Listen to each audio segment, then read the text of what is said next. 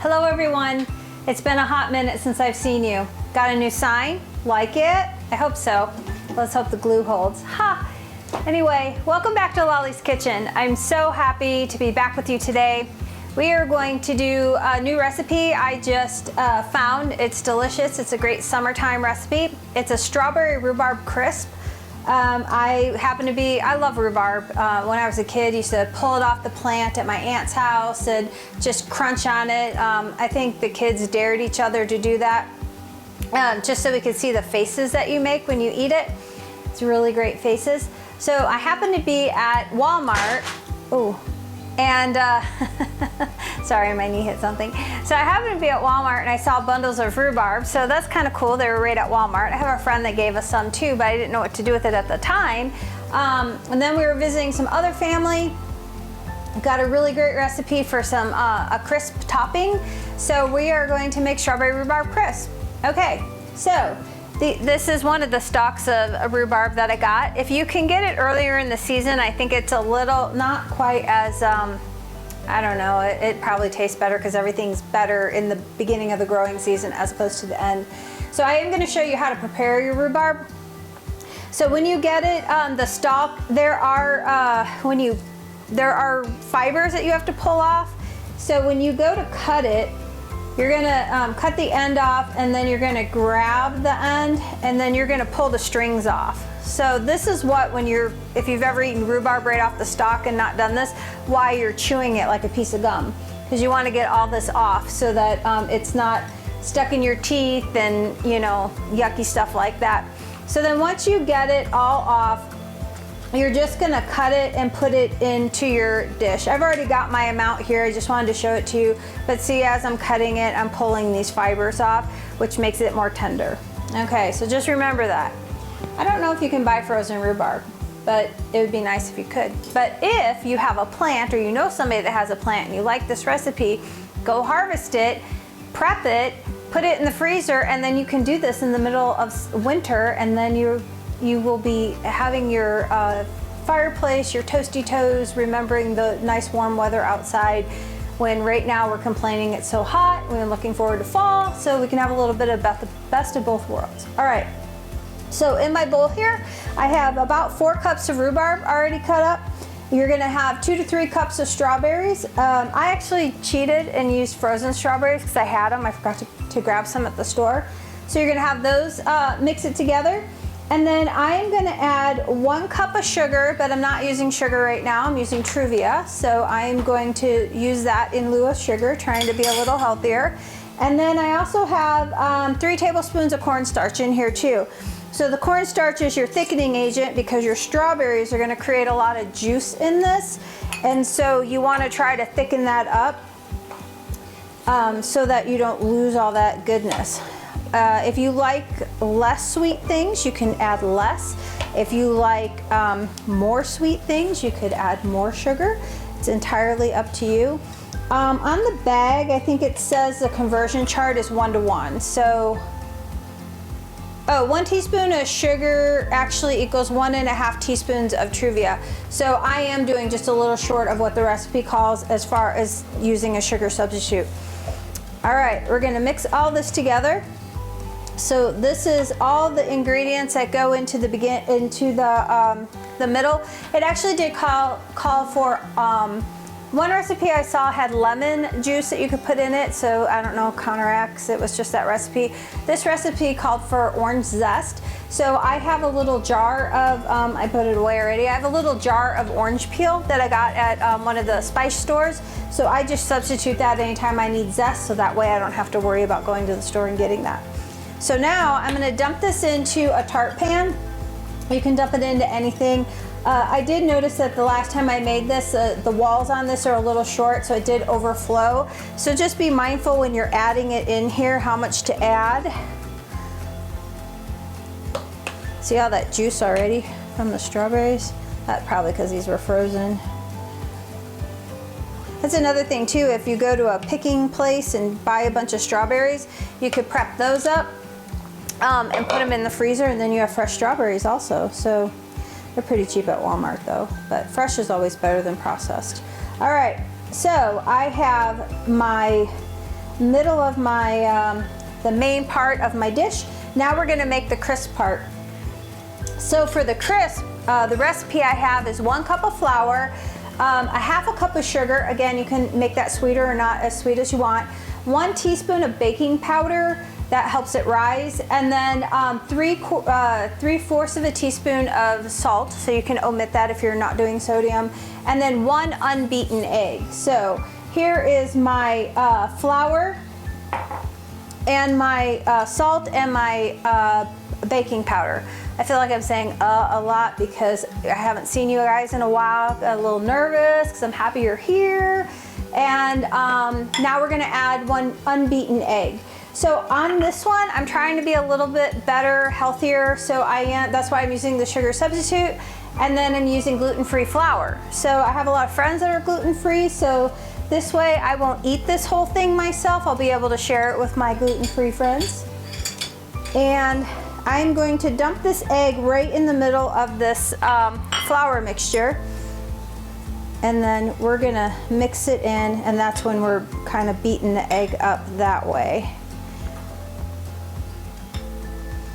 And this is also gonna call for, I believe it calls for 1/3 cup of butter that you pour over the top of it just in case you miss any pieces of it. I'm probably gonna, I forgot. See, I'm just not prepared. I've not done camera for a while. All right. So now I have a nice crumbly mixture here. So you don't need to do this in a mixer. You don't have to do anything. This is a super, super easy recipe. Honestly, if somebody's coming over, it only takes 45 minutes to bake. So you could have this done and hot and bubbling and coming out of the oven by the time they get here. So now I'm going to take this, hopefully that's not in your way, and I'm going to sprinkle this on top of my mixture in the middle. You want to make sure that you can cover everything. You can do this, originally when I had this crisp recipe, it's actually an apple crisp recipe, so I just stole the crisp topping. And then here in Colorado we have Palisade peaches everywhere, so I got some fresh peaches, and I've done this with peaches and done like a peach cobbler. It's really good for anything. This is going to be my go-to recipe for that. It was a family recipe that I hope my side of the family doesn't mind me sharing. But what's a great way to honor those who come up with great recipes than to share it with people. So, all right, so I have this all over it. Now I'm gonna get 1/3 cup of butter, and I'm going to get some cinnamon, and we're gonna sprinkle that on top also. You probably could leave the cinnamon off if you want. That may be more of an apple. Okay, and with the magic of camera, you don't even know I wasn't prepared. So now, and I was just reminded that I'm back on the so train, so I'm saying so's again. So hopefully you haven't missed it. All right, so I have my 1/3 cup of melted butter, so I'm just gonna pour that over the top of this. Probably more than 1/3 cup. You wanna try to get all the powdery pieces covered if you can. That way it doesn't stay as a powder when you're done. The last time I made this, I had a few pieces that didn't quite get doused, and they remained floury. So I wanted to make sure I cover everything and mix it in. There we go. All right, now I'm just using Kirkland ground cinnamon. The Saigon cinnamon is like one of my favorites. I like the flavor of it. And I'm just gonna sprinkle it, no sugar, no nothing, over the top. All the sugar and yumminess is inside. Again, you can make this as heavy-handed as you want. I do everything liberally, well, at least for baking. And I like a lot of seasoning. Okay. And I make faces. Okay. Now we're gonna take this and we're gonna put it in the oven. We're gonna bake it, like I said, 375 degrees, if I didn't say that earlier, for 45 minutes. So we're gonna do that. In the oven, I don't know if you're gonna be able to see this, but in the oven, see the smoke coming out? So that was the last one that I made. I didn't put a drip pan underneath it, so my oven is a mess, and I forgot to clean it, and I realized it when I turned it on and our house was all smoky. So I'm gonna go ahead and put this in, and I'm gonna make sure I have it over a drip pan so that when it drips all over, it's gonna be caught and then easy to clean. Otherwise, you're gonna be cleaning your oven. All right, set your timer, 45 minutes. I'll see you back in 45. All right, 45 minutes is up. Let's see what happened.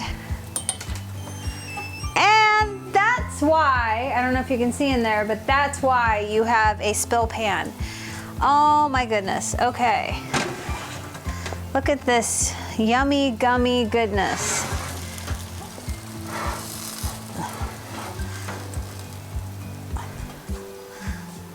Oh, look at that. Doesn't that look yummy? Okay, normally it looks better than this. I have a full confession to make. So I thought I had added all my ingredients when I put my flour mixture on with my egg, and I had forgotten to add my my powder and my sugar. So I had to kind of hodgepodge it behind the scenes. So it doesn't look as yummy as it did the other day, but I think it'll be good. So we're gonna try it. It's gonna be so hot. Whew. Doesn't look bad at all, actually.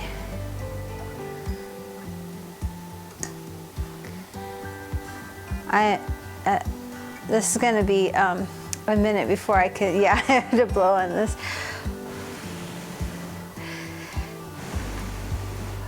I'm afraid.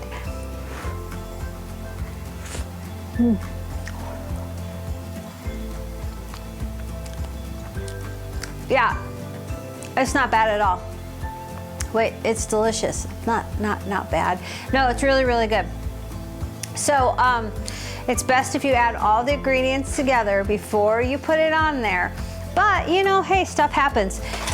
One of the big things to learn about this is when something happens, don't panic, don't throw it all in the trash. You know, I mean, that's a lot of money, energy, and time. Try to fix it. Worst case scenario, you could try to take some of the flour off, put it back together. What I did was I kind of just mixed it all in and went for it, and hey, it worked out. So try to read your directions and do it right the first time, but don't panic if it doesn't work. Anyway, this turned out very, very delicious, and I would not do it this way again, but I would do it again. And I hope you have a great rest of your day. The reason we haven't been out for a while on the video is because we've been enjoying life. Mask mandates have been lifted. They're probably coming back, maybe where you're at. But you know, go live life. Enjoy fellowship, food, fun. Make the most of every moment, because you never know when the next one comes around. Hug a friend or family member. Tell them you love them. Don't choke on your cobbler, and have a great day. Love you guys. Thanks for coming in, and we'll see you next time at the kitchen. I think next time we're gonna make some sous vide eggs, those Starbucks copycat ones. Those are my favorites. So be looking for that video. Okay, take care. Bye.